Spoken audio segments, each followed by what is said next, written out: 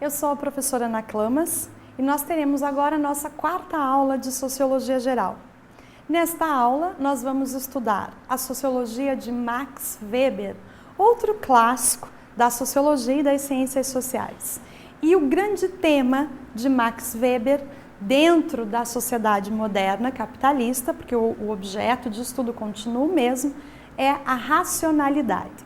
Me acompanhe, por favor, nos slides. Então, a Sociologia de Max Weber e o tema da racionalidade moderna.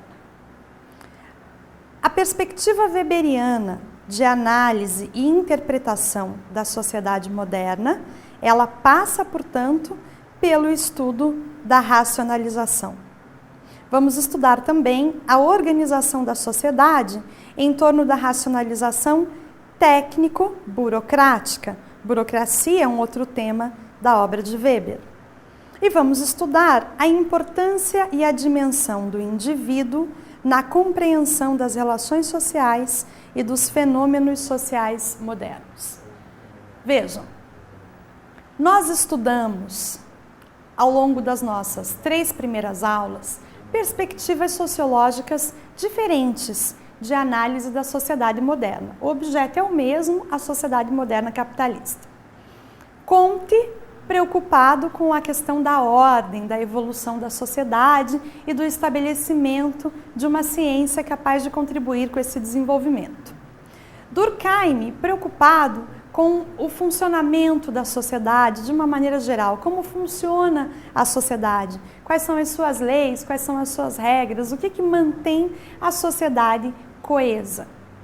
Karl Marx centrou os seus estudos ou focou os seus estudos dentro do sistema capitalista moderno. Já Max Weber, ele vai trazer uma perspectiva um pouco diferente. Max Weber é o autor, é o cientista social mais contemporâneo dentro das ciências sociais. E Max Weber, ele já vai procurar se preocupar nesse período com a dimensão do indivíduo. Qual é o papel do indivíduo nessa sociedade? Muito diferente, por exemplo, de Durkheim, que só entendia que o indivíduo deveria ser analisado na sua dimensão coletiva. Karl Marx analisou o sistema capitalista e a divisão da sociedade em classes. Já Max Weber vai procurar entender como é que se dão as relações sociais do ponto de vista da ação social.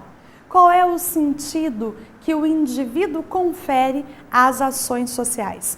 Então, ele traz realmente uma perspectiva um pouco diferente de análise. Me acompanhe, por favor, nos slides. Bem, vejam que Max Weber, ele é um autor, que nasce em 1864 e morre em 1920. Então, ele é um autor que teve contato com o século XX e com as questões mais contemporâneas da nossa sociedade. Os principais temas de Max Weber: conceito de ação social, o tema da racionalidade moderna.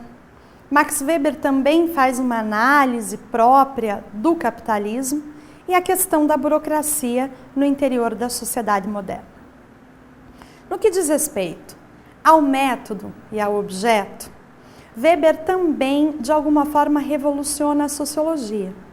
Weber vai propor um método diferente. O método de análise na sociologia weberiana é chamado método da sociologia compreensiva, porque ele justamente tentou compreender e explicar os sentidos da ação social. O objeto de análise é a sociedade industrial ou a sociedade moderna capitalista, e o tema da racionalidade é muito presente na obra de Max Weber. Portanto, Weber vai partir de uma ótica diferenciada. Ele não vai partir do coletivo para o individual. Ele vai partir do individual para compreender o coletivo. Vamos, por favor, dar uma olhada nos slides.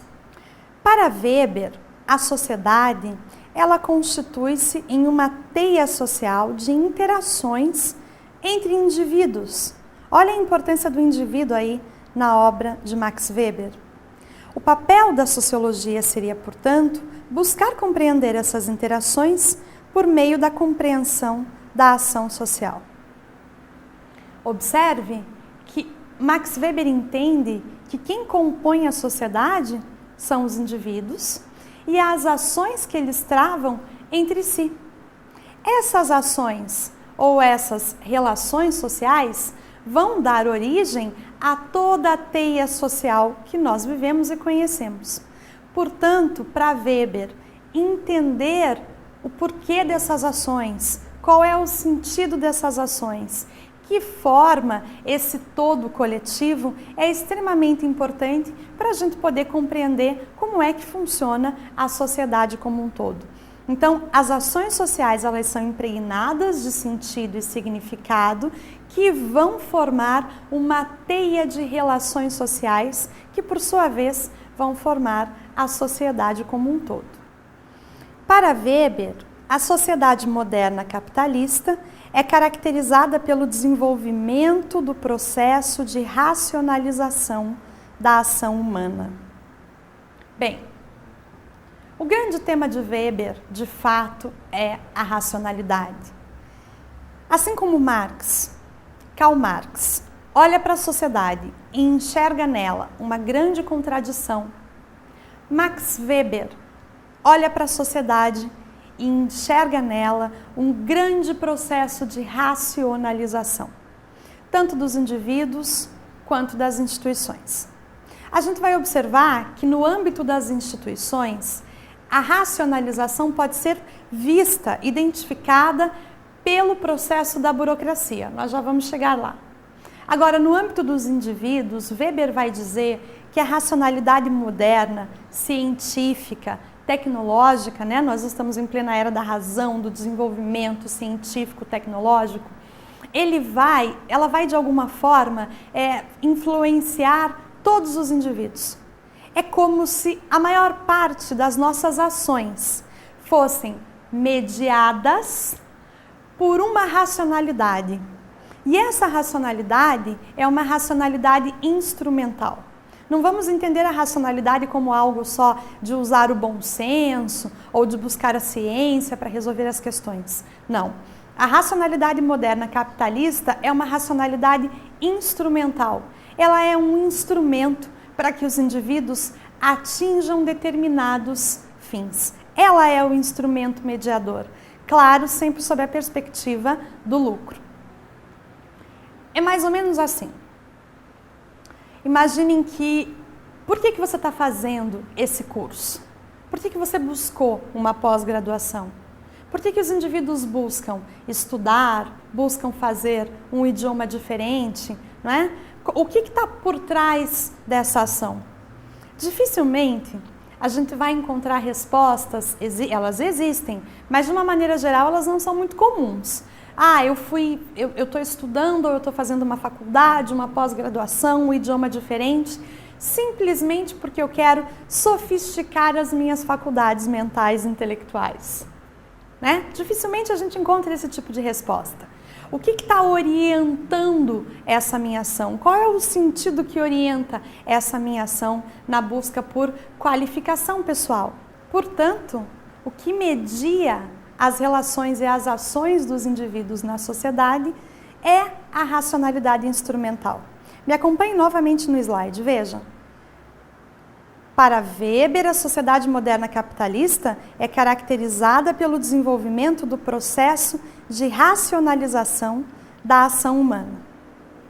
Portanto, quando eu busco qualificação profissional, eu não busco qualificação profissional apenas pensando no meu desenvolvimento pessoal. Eu estou olhando para o mercado, eu estou olhando para as exigências do mercado, eu pretendo ter um lucro com isso.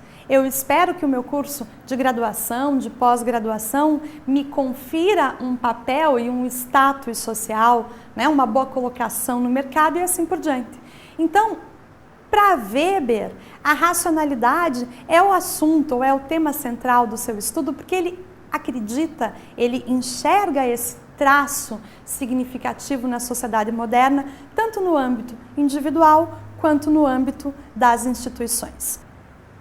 Então vamos entender a questão da ação social, o conceito da ação social conforme Max Weber. O indivíduo para o Max Weber, é o aspecto fundante da organização social. E para Weber, a ação social corresponde a uma compreensão de como o ator dá sentido à sua conduta por meio da racionalização. Toda ação tem uma intencionalidade dentro da sociedade moderna capitalista. Em toda ação existe uma intencionalidade. Compreender isso permite ao sociólogo compreender as instituições e o comportamento dos grupos e também dos fenômenos sociais.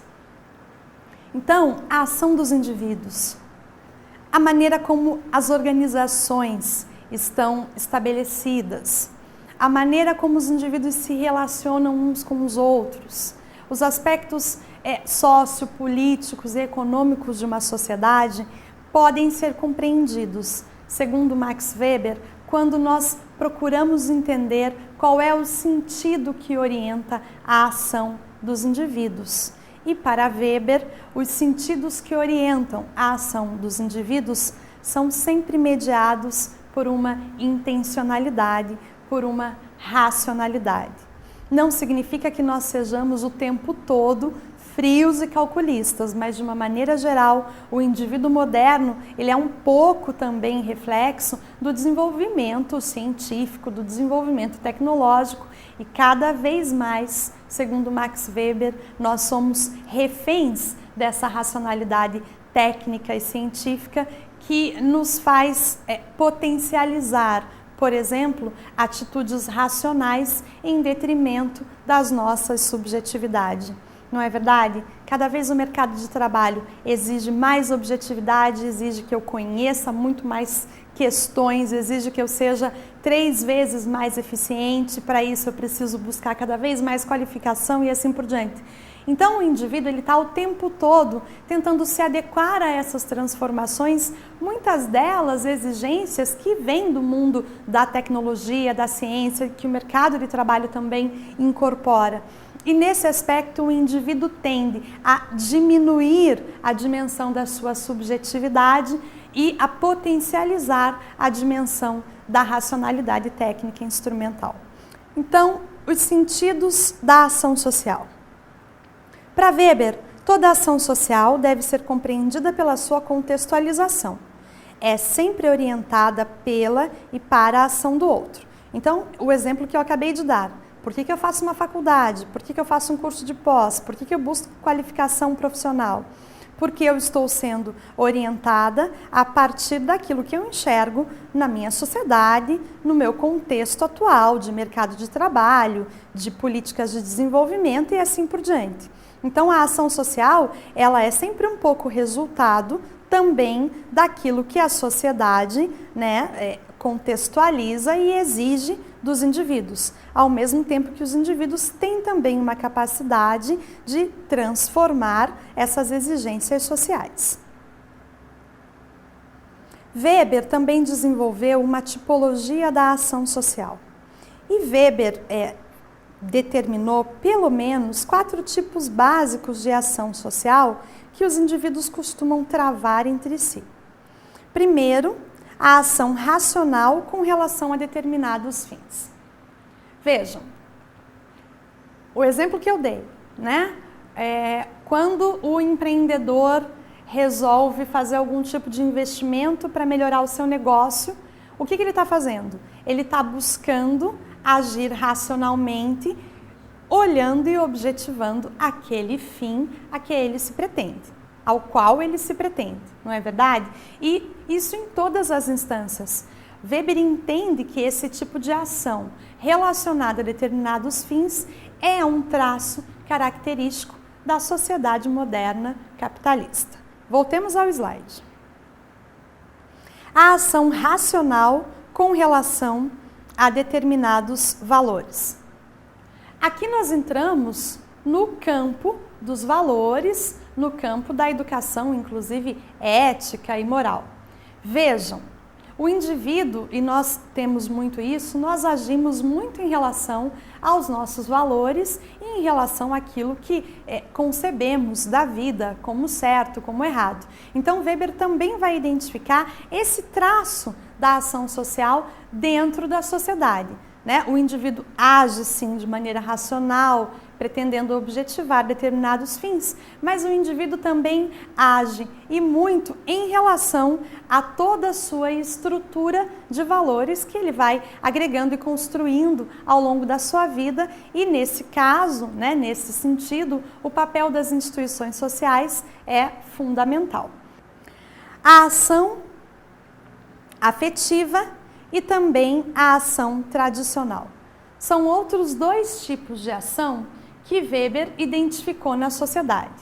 O indivíduo também age muito em função, né, da sua estrutura afetiva. As relações familiares, de certa forma, reforçam um pouco ou refletem um pouco esse tipo de ação. E também a relação de um indivíduo em relação ao outro, né? Então, a relação afetiva, ela também é um traço característico da vida em sociedade. Assim como a ação tradicional. A ação tradicional, ela espera, né? Os indivíduos agem muito em função das tradições.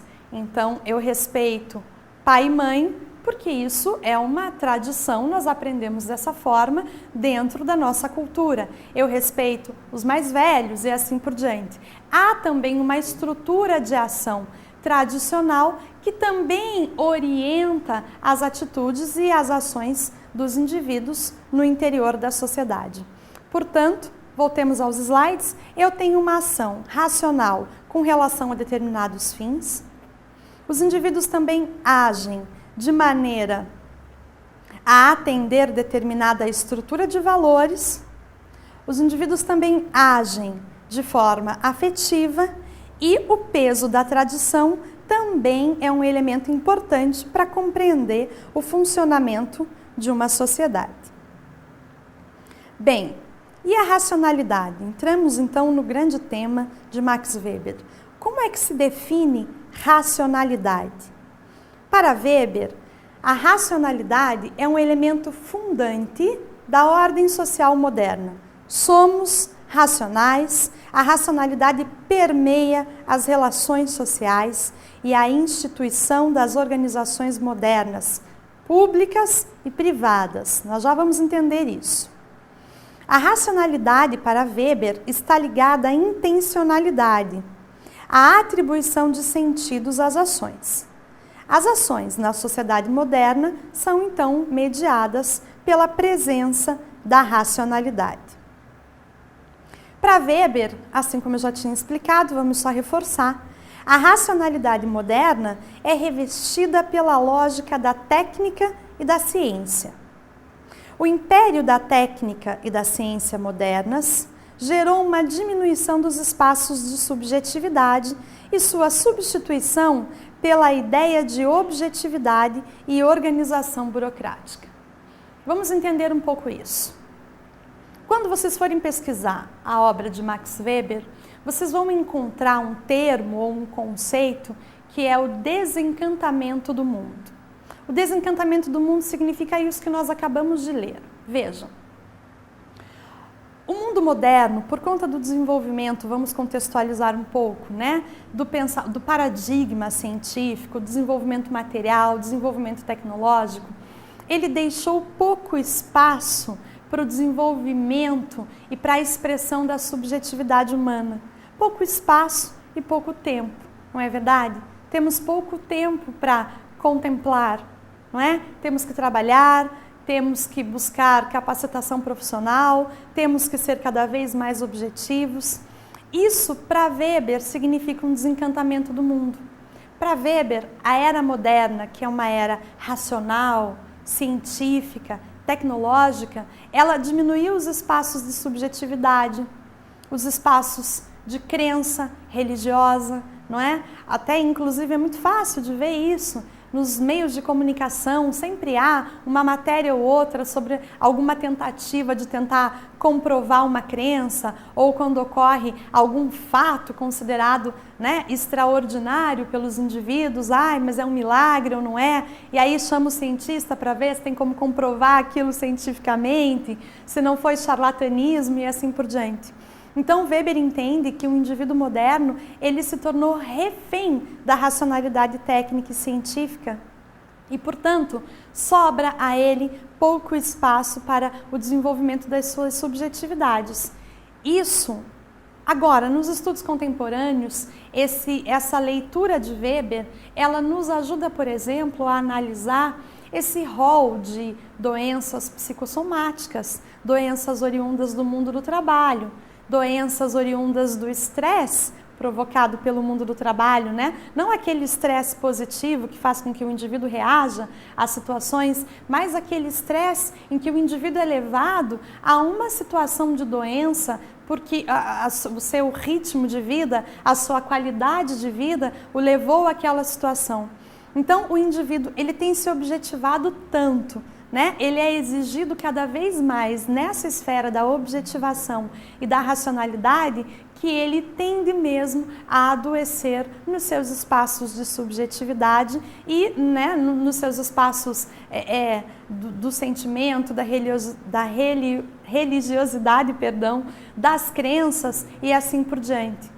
Talvez isso explique um pouco, e aqui eu estou abrindo um grande parênteses, né? Essa busca do indivíduo moderno por conferir sentidos à sua vida, talvez buscando até na esfera da religião ou na esfera do lazer, muitas vezes, né? Ou de uma vida alternativa, ou de filosofias alternativas de vida, preencher um pouco esse vazio existencial do homem moderno, que infelizmente, ou enfim, né, eu estou fazendo aqui um juízo de valor e isso não é bom na sociologia, mas que de alguma forma fez com que o indivíduo moderno se objetivasse cada vez mais, deixando de lado a sua esfera subjetiva, e os resultados estão aí, né? As doenças psicossomáticas cada vez aparecendo nas estatísticas oficiais e o indivíduo moderno buscando cada vez mais encontrar um sentido diferente à sua vida, que não só o do consumo, o do lucro, né, o do capitalismo, o da objetividade.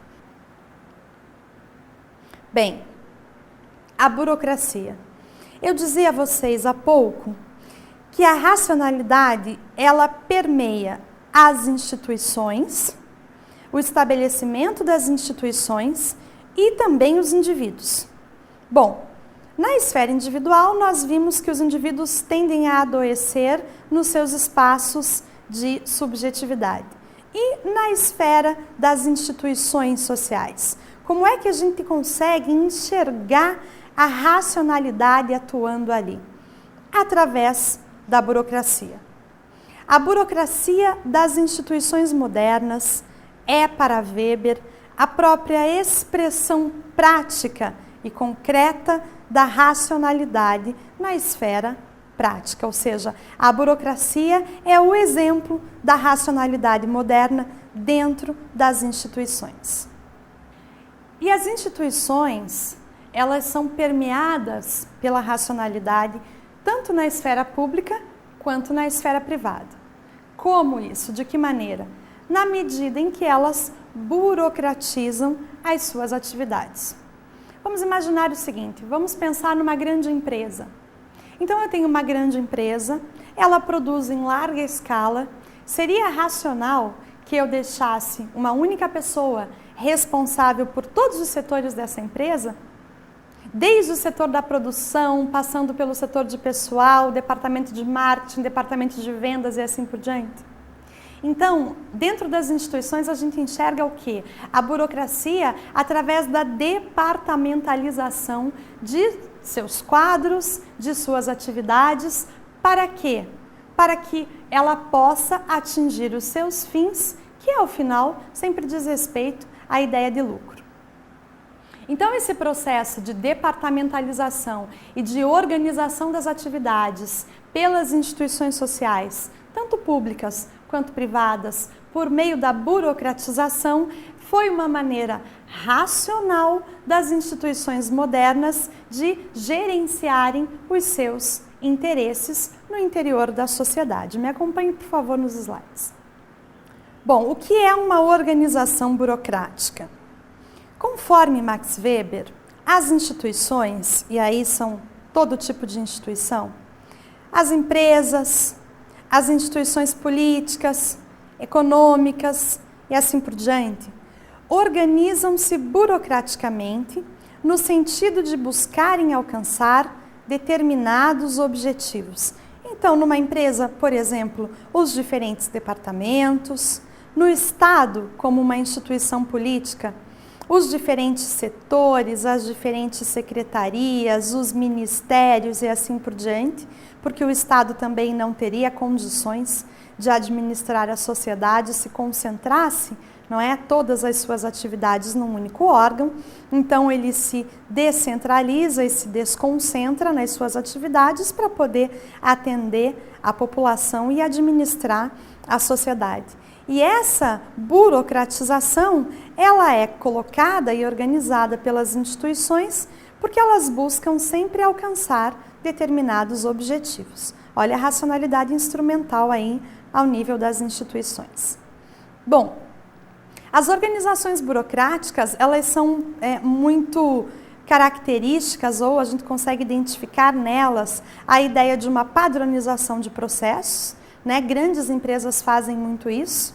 Em grandes empresas você não precisa necessariamente saber quem são as pessoas e como as coisas funcionam ali naqueles ambientes. Você precisa ler os manuais e entender como funciona aquele processo, o processo daquele setor. Então você tira também o peso, né, do indivíduo e da subjetividade e torna todo um setor dentro de uma empresa organizado por meio de um processo que qualquer indivíduo, ao compreendê-lo, tem condições de desenvolver e de desempenhar. A hierarquização dos indivíduos, dos setores e departamentos institucionais, então as empresas, o próprio Estado fazem isso. Há uma hierarquização e essa hierarquização ela busca mesmo uma organização das atividades, dos setores, dos departamentos, porque imagine também, vamos falar um pouquinho dessa hierarquização. Imagine também uma empresa em que ela tem vários departamentos, vários setores, mas ninguém sabe a quem se reportar, né? Quem é que toma as decisões? Como é que é feito o processo de tomada de decisões? Então, esse processo de hierarquização, ele é muito característico das organizações burocráticas, porque é uma forma também de organizar aquela atividade e de facilitar também, de certa forma, o processo decisório. Já vamos chegar no aspecto da crítica de tudo isso, porque a burocracia, ela não é só vantagens. Ela traz também entraves e muito sérios, tanto dentro de instituições privadas, quanto e principalmente dentro das instituições públicas. Outra característica das organizações burocráticas é o desenvolvimento de normas e regras legítimas para orientar o comportamento humano. Então veja, aquilo que eu falava dos manuais e dos processos, né? O indivíduo, ele passou por um processo de objetivação tão grande, o indivíduo moderno, que dentro de uma empresa, né, quando ele não é senão um número, ele simplesmente deve obedecer a determinadas regras e regulamentos que na maioria das vezes são generalistas, que não dão conta de resolver questões, né, das relações humanas e do processo de trabalho. Muitas vezes, quantas vezes você já ouviu na sua própria empresa ou ouviu de algum amigo, a norma manda fazer assim, mas se você fizer desse jeito não funciona, precisa fazer dessa forma. Então essa objetivação, ela também é um problema e ela precisa ser tratada com algum cuidado pelas organizações, porque muitas vezes os manuais, os processos e as regras, elas não dão mais conta do dia a dia das empresas e não dão mais conta de resolver os problemas com efetividade.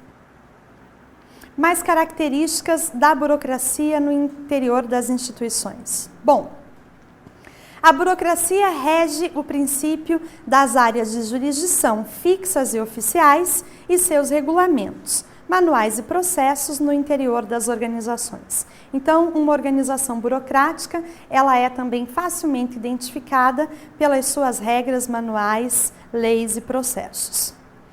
Ela estabeleceu princípios de hierarquia dos postos e níveis de autoridades.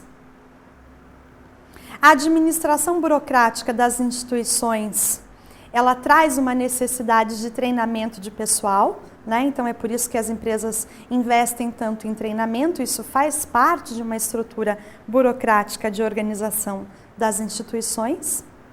E o desempenho dos cargos e atividades são sempre orientados por regras gerais mais ou menos estáveis.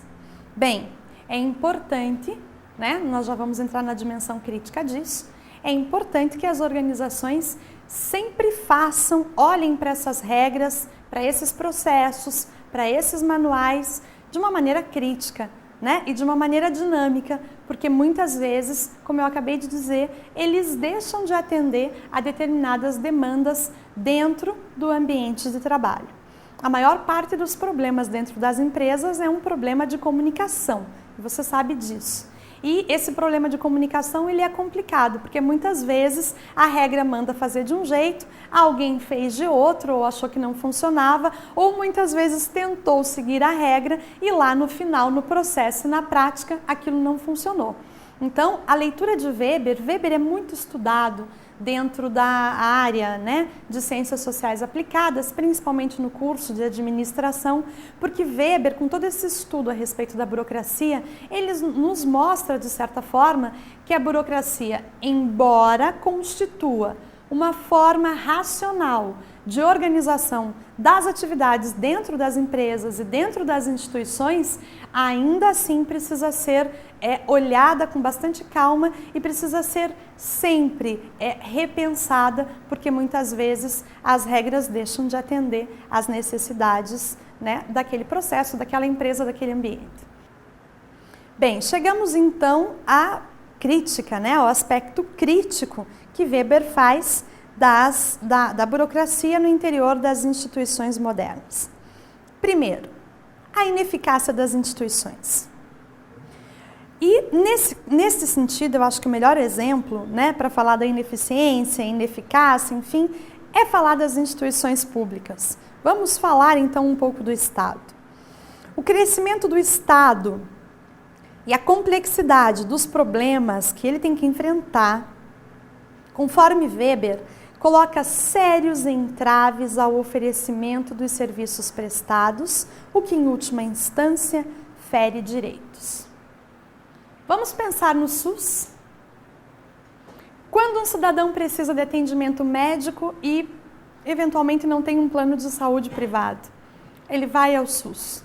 O SUS é um sistema ótimo, democrático de atendimento de saúde pública, principalmente no Brasil. Mas ele é eficaz?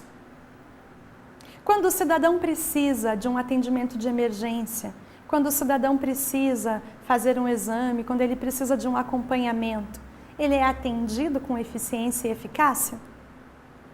O que entrava, né? O que limita a eficácia e o bom oferecimento desse serviço? Geralmente, a burocracia ali empregada.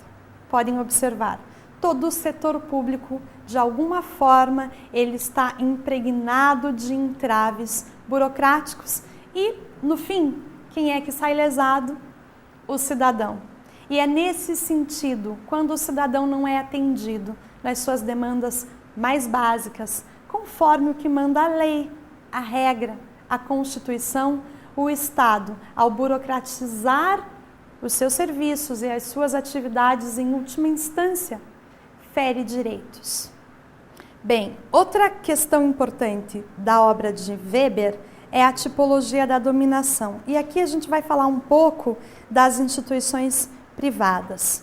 Para Weber, há 3 tipos de dominação ou até mesmo de liderança. A gente poderia transpor aqui esse conceito para a ideia de liderança. A carismática, a tradicional e a racional legal. Bem, vamos entender esses 3 tipos de liderança. Quando Weber vai estudar a sociedade moderna e as suas instituições, ele observa que a sociedade ela tende a desenvolver 3 tipos de dominação ou de liderança. A carismática, que é muito relacionada, né, às instâncias políticas e religiosas da sociedade. Ali você encontra mesmo líderes muito carismáticos e eles conseguem liderar, né, grandes grupos de pessoas justamente por suas qualidades pessoais, né? Pelo seu carisma pessoal. Um exemplo de um líder carismático no Brasil é o nosso ex-presidente Lula da Silva, com certeza é um líder muito carismático.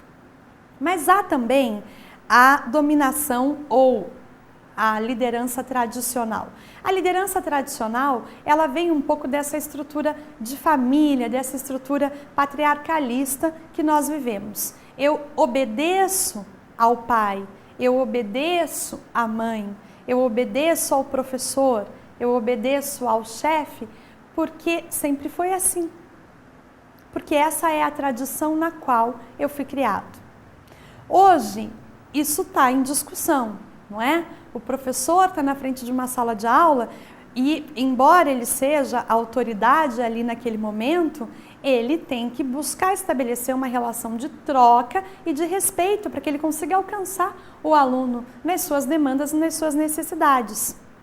Segundo Weber, a dominação ou a liderança ideal dentro das organizações é a racional legal. Por quê? Porque eu não tenho que obedecer o meu chefe só porque ele é o meu superior. Porque pode ser que ele me dê uma ordem antiética e aí eu vou obedecê-lo simplesmente porque ele é o meu superior? Eu não vou refletir sobre aquilo? Nas instituições públicas a gente observa muito isso, né? Principalmente nas notícias a respeito da violência da força policial, por exemplo. Eu estava cumprindo ordens, mas será que é assim? Será que o seu cargo, o seu posto, o seu lugar, né, de superioridade em relação ao outro lhe confere liberdade absoluta para agir, sem pensar, sem ponderar? Então, dentro das empresas e dentro das instituições públicas principalmente, o tipo de liderança ideal é a racional legal. É aquela liderança que diz respeito às prerrogativas de direito do cargo. Qual é a função daquele cargo?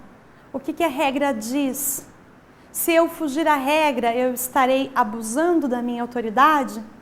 Se você não tem esse parâmetro da regra, se o teu chefe age fora das regras e você não tem esse parâmetro, há aí desvio, né, de objetivo, há aí abuso de autoridade. Então, o ideal dentro dessas instituições é justamente esse tipo de liderança racional legal, porque ela vem amparada por um conjunto de regras que dizem respeito às prerrogativas e direito do próprio cargo. E aí você tem como respaldar as atitudes daquela pessoa enquanto seu superior e você, né, enquanto subordinado a ele. É possível questionar, portanto, as suas atitudes. E por fim, nós chegamos ao conceito ou à análise do sistema capitalista conforme Max Weber. Vejam, diferente de Karl Marx, Max Weber entende, dentro, né, do tema da racionalidade, o capitalismo como uma forma racional de adequar meios para a obtenção de determinados fins. Isso dentro das relações de troca, dentro do modo de produção de uma sociedade. Então, para Weber, as ações do capitalista, elas sempre visarão a obtenção de determinados fins. Em última instância, são ações racionais. Weber também observa uma correspondência entre a conduta religiosa e a conduta do capitalismo, eu já vou explicar um pouco isso, e a questão da separação entre a casa e o local de trabalho. Bem, Weber faz uma análise um pouco diferente da que nós vimos em Karl Marx do sistema capitalista moderno. Weber, como ele vai entender, né, buscar compreender os sentidos das ações, por que funciona dessa forma e assim por diante, o que está orientando aquela ação, e ele entende que o que orienta a ação do capitalista é a racionalidade instrumental, é aquela ação direcionada a determinados fins, ele entende que o capitalismo é um sistema que reflete isso. Tudo que acontece no sistema capitalista é um pouco reflexo de ações orientadas para determinados fins. Mas Weber, em uma determinada obra, que eu já vou dizer qual é, ele faz uma análise um pouco diferenciada, ele vai buscar as origens do sistema capitalista do ponto de vista dos seus sentidos e dos seus significados. Então Weber vai buscar lá no calvinismo, lá na origem dos primeiros capitalistas, que eram todos, ou pelo menos na sua maioria, protestantes, as origens da conduta do capitalista. Weber, o que ele estava interessado em saber era justamente por que se eu pegar um capitalista chinês e colocar aqui, um capitalista brasileiro e colocar aqui, os dois, mesmo que não falem a mesma língua, vão se entender. O que faz do capitalismo quase que uma força universal que atravessa todas as fronteiras culturais, sociais e territoriais e assim por diante? É justamente uma ideia e uma conduta de buscar o lucro de determinada forma. Weber vai associar a disciplina dos primeiros capitalistas protestantes a essa disciplina que o capitalista de hoje tem em acumular, acumular, acumular. Os primeiros capitalistas protestantes, eles entendiam que o trabalho era uma forma de glorificar a Deus. E, lógico, o lucro obtido com o trabalho seria uma espécie de gratificação, seria uma maneira de eu perceber que eu estou sendo abençoado, que eu estou realmente cumprindo a minha missão aqui na Terra. Porém, eu não posso, como um servo do Senhor, como um cristão, protestante, esbanjar os lucros do meu trabalho com as coisas do mundo. Então eu vou acumular. Então aquela figura, daquele trabalhador que ganha muito dinheiro e que ele não é esbanjador, ele acumula, ele dá muito valor ao trabalho, ele tem uma vida regrada, ele tem uma disciplina para fazer as coisas, isso acompanha de certa forma o desenvolvimento do capitalismo. Não significa que o capitalismo, essa ideia hoje exacerbada de conquistar o lucro a qualquer preço, tenha se originado tão e simplesmente no protestantismo. Mas Weber vai fazer sim uma associação com o surgimento ali do capitalismo e esses primeiros capitalistas que passaram a acumular mesmo capital privativamente eram, e não por acaso, todos protestantes. Então eles traziam essa disciplina da vida regrada, da vida para o trabalho e da acumulação dos ensinamentos do protestantismo. Por isso que a gente aprende até hoje, Quer ter dinheiro? Quer ser bem-sucedido? Tem que trabalhar muito, tem que levantar cedo, tem que buscar qualificação, Tem que ter disciplina. Ele vai procurar entender a origem disso. Por que todo capitalista se comporta dessa forma? E ele vai encontrar a origem disso lá naquela disciplina protestante da origem dos primeiros capitalistas modernos europeus. E Weber vai falar também que o capitalismo ele ocasionou uma separação entre a casa e o local de trabalho. Vejam, o sistema de trabalho, e nós já trabalhamos isso de alguma forma lá com Karl Marx, o sistema de trabalho fabril, ele coloca o indivíduo dentro da fábrica e aí, nesse momento, há uma separação da esfera privada e da esfera do mundo do trabalho. Porque lá dentro da economia mercantil, no ambiente da manufatura, ou se a gente pensar lá naquele senhor de ofício, naquele mestre de ofício, o ambiente de trabalho, ele estava junto e acoplado ao ambiente da esfera familiar. O capitalismo, ele também é uma forma de objetivação e o modo de produção capitalista também vai racionalizar a atividade. Não só através da burocratização, da hierarquização, mas porque ele vai separar essa esfera da vida privada com a esfera do mundo do trabalho. Eu tenho uma dimensão lá na minha vida privada, eu sou filha, eu sou esposa, eu sou amiga, Mas no mundo do trabalho eu tenho outra postura. Eu sou subordinada, eu sou a chefe e assim por diante, eu cumpro regras. Então, uma das formas do capitalismo, né, conquistar essa efetividade toda, essa eficácia toda na busca do lucro, na produção de lucro, ela vem também desse disciplinamento no ambiente fabril, no ambiente do mundo do trabalho, a que os trabalhadores foram submetidos. Não deixa de ser uma espécie de agressão, sim, né, à esfera natural do ser humano, que anteriormente produzia livremente e agora está condicionado a uma jornada de trabalho, não é? Está condicionado a obedecer regras, a um ambiente em que ele é frequentemente inspecionado e controlado. Então, há aí também um mecanismo de racionalização da própria atividade do trabalho do trabalhador e um controle do processo de trabalho por parte do capitalismo, do capitalista.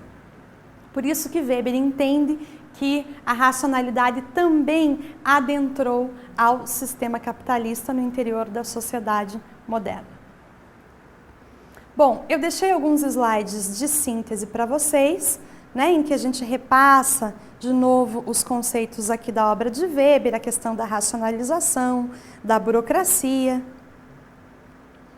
a ideia, né, de que a ação social e a racionalidade, elas permeiam o comportamento humano, vimos os tipos de ação e os tipos de dominação, e a crítica de Weber à concepção do processo de racionalização moderna, que gerou um processo de desencantamento do mundo e aprisionamento dos homens às objetivações em detrimento dos espaços de subjetividade, além da crítica aos processos de burocratização. E a referência a que eu tinha dito a vocês, que Weber faz sobre as origens da disciplina, do disciplinamento do capitalismo, é o livro A Ética Protestante e o Espírito do Capitalismo. Então, quem tiver interesse, né, em ter acesso a essa obra de Weber, em que ele vai fazer essa relação do protestantismo calvinista com a postura do capitalista de acumulação, o livro é esse, A Ética Protestante e o Espírito do Capitalismo. Eu espero que eu tenha conseguido passar aqui a vocês, né, as principais ideias da obra de Max Weber. Espero que vocês tenham se interessado e que, né, as questões aqui trabalhadas os auxiliem nas suas pesquisas pessoais. Agradeço e até uma próxima. Obrigada.